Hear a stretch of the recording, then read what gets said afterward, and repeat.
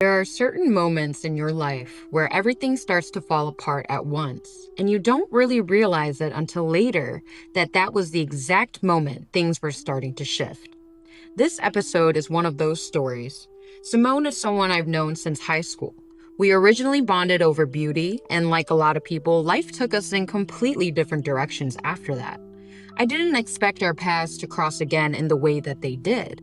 But when they did, she stepped into this space, into my community, and I got to witness her go through a really intense period of change, where nothing in her life felt aligned anymore, and she had to start making completely different decisions for herself. What makes this story so powerful is not just where she is now, but everything she had to move through to get there. It's a real full circle moment, and this conversation really shows what that process can actually look like. Before we get into this episode, I want to give you a little bit of context. One of the core principles behind the work that I do is the idea of truly knowing yourself, to know what you are and what you are not. And that kind of clarity doesn't come from thinking about it. It comes from lived experience, from the patterns in your life and from the way your reality has been speaking to you this entire time. And most people don't realize that the answers they're looking for have already shown up, just not in a way that they're taught to recognize. Every person has a unique path, shaped by their experiences, the things that worked and the things that didn't, the moments that felt aligned and the ones that didn't. When you start to look at your life from that lens, it stops feeling random. It starts to feel like a pattern you can actually understand and work with. Now that's where I come in. What I do is help people get clear on that path, connecting the dots between who they've been, what they've gone through, and where they're meant to go next. Taking what might feel like confusion or even failure and turning it into direction. And through these conversations with my clients, what you're hearing are real examples of that process happening in real time. So if you're listening to this and you feel like you're in a moment where something isn't fully clicking yet, or you're trying to understand what your next step is, this is meant to give you a deeper perspective on what that process can look like. Let's get into it. Can you explain a little bit about what you were going through before that event? Oh, man. I think that was right around the time where I had just kind of, in a sense, left the cannabis industry. I was basically doing everything. The reason I was doing everything was because everybody decided to come to work one day and quit. And it was literally just me and my boss. So I had basically planned on leaving because I was just this is getting ridiculous. And How long were you doing it for? A little bit over a year. So I come to work and my key card's not working, nothing is working, the other guy's key cards aren't working, the building manager can't get in, nobody can get in this door. It is just stuck shut. I cannot get through any of the doors. I can't bypass any of the securities, nothing. Mm-hmm. Everyone is trying to help me. I'm calling my boss, they're all the way out in Rockford. I'm in Skokie, nothing is working. It's just I quit. I'm done. And of course, my boss calls me. He's like, I don't know what the issue is. I was able to open the door right away. Interesting. And I was just of course. In the cannabis industry, as a woman especially, I've hit my glass ceiling. Mm-hmm. There's nowhere else for me to go from here. And so I been applying to other cannabis jobs, been trying to get into law schools, and I've been taking the exams, and I'm trying to score higher. I'm scoring higher, but it's just never quite there. Mm-hmm. And of course, I'm trying to take these exams, trying to study, and all I can think about is I wish I was icing cookies. Yeah. I'd push myself. I was okay, I'm gonna try to go get a kitchen job and just put myself in the fire, which is I feel the best way I know how to operate. And unfortunately, being a woman in a kitchen is not a safe environment. So basically, right before your paint and sip, I had gone through all that, broke up with my boyfriend. Right. Was trying to figure out what to do with my career. Oh my God. Which is crazy. And I remember the cards you pulled for that event, and one of the cards was you're not for everybody. Yes. And it's duh. You had civil servant? Yes, I had civil servant as one of them too, which I thought was super interesting. Yeah. It was on the rings of Saturn. Yes, which I'm Saturn ruled. I just got too. Chills. Yeah. Which is for me, I'm a Virgo rising, right? Mm-hmm. But I have majority of all my chart in Capricorn and Right. Aquarius, and like I 100% know Saturn is my daddy. So that had basically been the accumulation of everything that had happened like right before your paint and sip event. And Right. it's crazy because like now I'm seeing like a bunch of the themes that were painted on my painting like come into like life in a sense. What is like one part of it that really stuck out on the painting? The phoenix. Oh, yes. You drew like a phoenix rising from the ashes. And the water too. And the water's crazy because like I've been having constant dreams about me being on boats. Me moving on a across boat. waters. Yeah. Or like night go into day. Mm. Okay. I ended up, changing my trajectory. Like I ended up, you know, going into culinary school and completely doing a whole 180 on my life and my career and like where I want to be and everything. And like truly, I feel like it was one of the best decisions I made for myself. You gave me the final like confirmation on that paint and sip too, because I had told you that like I had like a super intense like out of body meditation. It's like white light shined down on me. It was basically like your purpose in life is to work with your hands. And I'll never forget, like, I'll never forget that. Like, it was incredibly, like, powerful. I'll be cooking things and I feel like the energy come from my hands, you know? Yes. And then I had, like, met with an astrologer, like, a few years later because I was, basically, when I was, like, leaving my role in the cannabis industry, because I was just really like, what am I supposed to do with my life? And she, like, looks at me, she goes, oh, well, you know, your purpose in life is to work with your hands.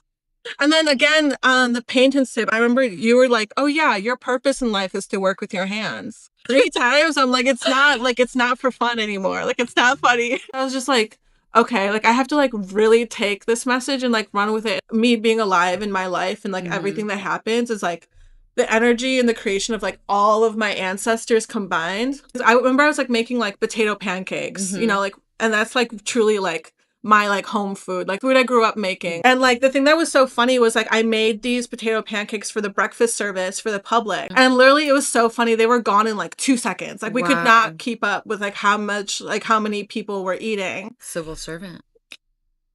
Ooh, okay.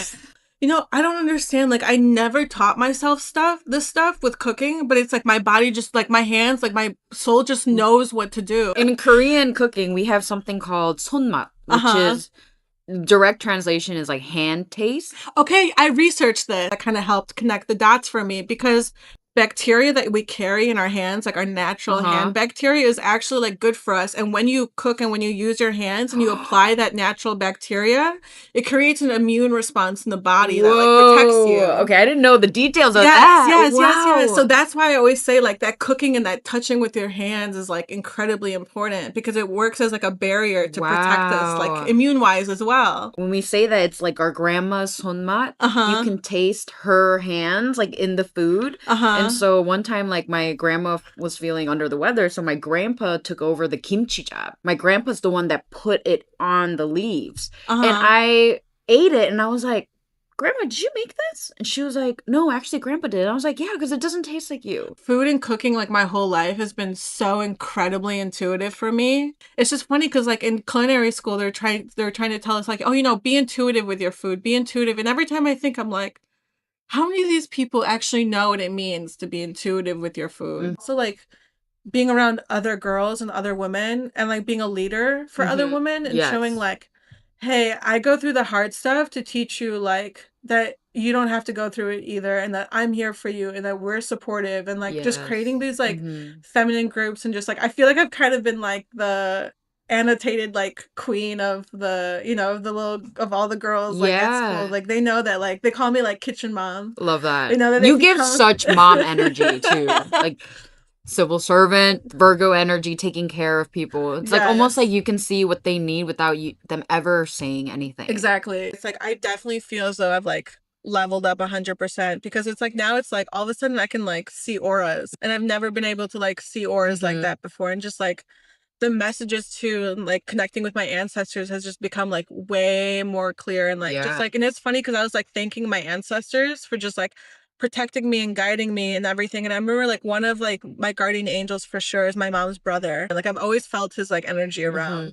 But what can I bring as an offering? And all of a sudden like clear as day I hear Marlboro Reds. So I pick some up, I like bring the carton, I bring a lighter. There's like this little metal like I don't know, like a holder thing right by his like grave, which I thought was interesting. So I put a cigarette in there, I light it. Because I asked my mom before, because I never knew him, and I was like, does he smoke Marlboro Reds? And my mom looks at me, she's like, yeah. And I was like, I think he like really like was grateful, like really liked it. And all of a sudden the light in my living room flashes twice. And I'm like, yeah. Love when spirit just confirms like that. Yes, yes. I think like the past few months since I've been like channeling and like talking more, that now she's like, oh, because I told her, I was like, if you smell or if you don't like something in your room, I'm like, just say like, tell them to stop. And she goes, Simone, I told them and it went away. And I go, yeah. I love that. Dude, tell your mom I say hello and give her a big hug for me.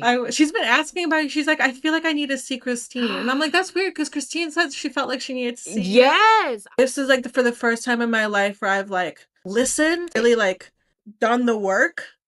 That now it's like, okay, like now your life is starting. It seems like conversation between you and spirit, like this back and forth, is now more like back and forth instead of more one way. Yes. Because you've been hearing it, but now you're acting on it. That channel has strengthened. And it's just going to become even stronger. Well, thank you to you. I feel like a lot of it. Because I feel like you've like really helped be like, really kicked my ass. I just know like everything in my life is just so karmic. God definitely puts us here for certain purposes. I feel like now that I'm like in the driver's seat, I think a lot of it is just like, I feel like I know like I need to make a plan. I'm definitely super excited to just like finish working on everything in like culinary school. Yes. Get through, because it's like really hard now, and it's definitely like picked up in pace, but it's like hard in like a good way. Tried to introduce to the school about like rewriting recipes to make them allergen friendly. Beautiful. As like a TA job. But I've been like really advocating about like mobility for chefs. A lot of my friends have been like pushing me to like do it. Civil servant. Yes. I'm on a ride. I'm on the driver's seat. All I keep hearing is like 3, 2, 1 countdown. Like go. Like the countdown. 3, 2, 1. Thank you so much for being on the show, Simone. Love you so much. I love you so much. We are gonna create so many more beautiful memories together. Yes. 100%. Stories like this don't just happen randomly. There are moments where everything starts to feel off. And usually that's not because something is wrong, but because something is trying to change. That's the work I do. Helping you see clearly, understand your path, and move in a way that's actually aligned with who you are.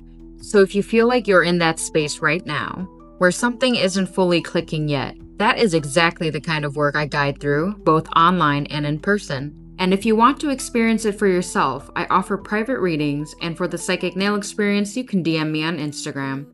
Everything is linked in my bio. I thank you so much for listening, and I'll see you in the next episode.